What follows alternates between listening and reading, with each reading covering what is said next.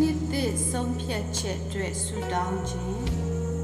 ကျေးဇူးတင်တတ်သောနှလုံးသားဖြစ်ရန်ဆုတောင်းပါဧဖက်ဩဝါဒစာအခန်းကြီး9အငယ်20ခတ်သိမ်းသောအရာတို့၌ကျေးဇူးတော်ကြီးလာပါ၏ဟုငါတို့သခင်ယေရှုခရစ်၏နာမတော်ကိုထောက်၍ခမည်းတော်ဖျားသခင်ရှိကာလအစဉ်မပြတ်ဝန်ခံကြလော့အာမင်ခတ်သိမ်းသောအရာတို့ဟာကျွန်ုပ်တို့အကျိုးအတွက်ပြုစုနေတာဖြစ်၍ခတ်သိမ်းသောအရာအတွက်ဘုရားသခင်ကိုကျေးဇူးတင်ချီးမွမ်းလိုက်ပါကျွန်ုပ်တို့ဟာကောင်းကြီးမင်္ဂလာခံစားရရင်ကျေးဇူးတင်ချီးမွမ်းတတ်ကြပါတယ်သို့ပေမဲ့ခက်ခဲပြဿနာဒုက္ခကြုံတွေ့ရင်ကျေးဇူးတင်ချီးမွမ်းဖို့ထက်ညီးတွားတတ်ကြတာဓမ္မတာပဲဖြစ်ပါတယ်ချီးမွမ်းတတ်ခြင်းဟာလူသားတို့ရဲ့နှလုံးသားအတွက်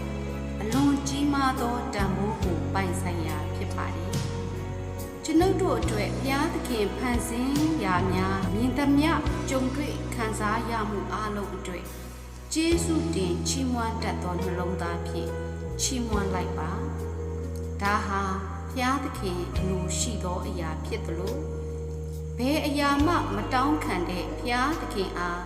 လေးလေးနက်နက်ယုံကြည်လေးမြတ်သောဆုတောင်းခြင်းပဲဖြစ်ပါတယ်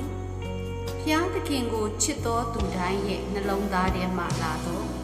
ချီးမွမ်းခြင်းသည်အတွင်းထဲမှဝမ်းမြောက်စွာစီးထွက်လာခြင်းပဲဖြစ်ပါတယ်ဆုတောင်းကြပါစို့အိုအဖထာဝရဘုရားအကျွန်ုပ်အား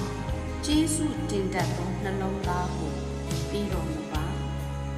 အကျွန်ုပ်တွေ့ကြုံသမျှအဆိုးအကောင်းအတွက်ကျေးဇူးတင်ပါ၏ထိုအရာတို့ဟာအကျွန်ုပ်၏အကျိုးအတွက်ဖြစ်လို့ကျေးဇူးတော်ကိုချီးမွမ်းပါ၏နေ့ရဲ့အချိန်ကာလကိုအကျွန်ုပ်သည်